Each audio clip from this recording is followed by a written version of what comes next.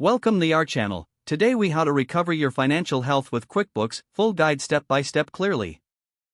Begin by assessing your current financial situation.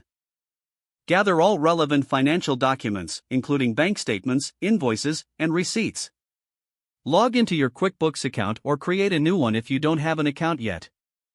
Navigate to the dashboard to get an overview of your financial health. Set up your chart of accounts to categorize your financial transactions. Add all necessary accounts, such as bank accounts, credit cards, and income sources. Enter your opening balance for each account. Import or manually enter your past transactions to ensure all data is current.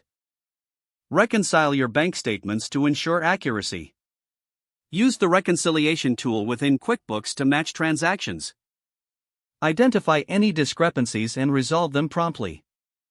Create budgets based on previous financial performance to guide future spending. Utilize the reporting features to generate profit and loss statements. Analyze your cash flow to identify any potential issues in your finances. Set reminders for bill payments to avoid late fees and penalties. Explore available QuickBooks features that can simplify expense tracking. Consider integrating payment gateways for easier invoicing. Monitor sales trends through QuickBooks to gain insights into your business performance. Regularly review your financial data to stay informed about your financial health.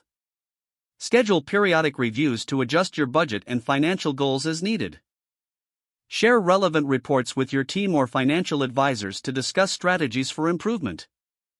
Leverage QuickBooks resources, such as forums and support options, for additional guidance.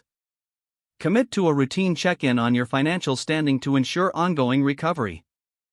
Implement changes based on your analysis to promote sustainable financial health.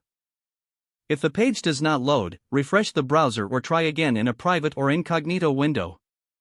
Make sure you are using the correct email address, then retype it carefully to avoid small typos. If your password is not accepted, use the reset option and create a new strong password you can remember. Check your spam folder for verification or security emails, then complete any requested confirmation steps. Don't forget to like this video and subscribe to our channel for more step-by-step tech guides.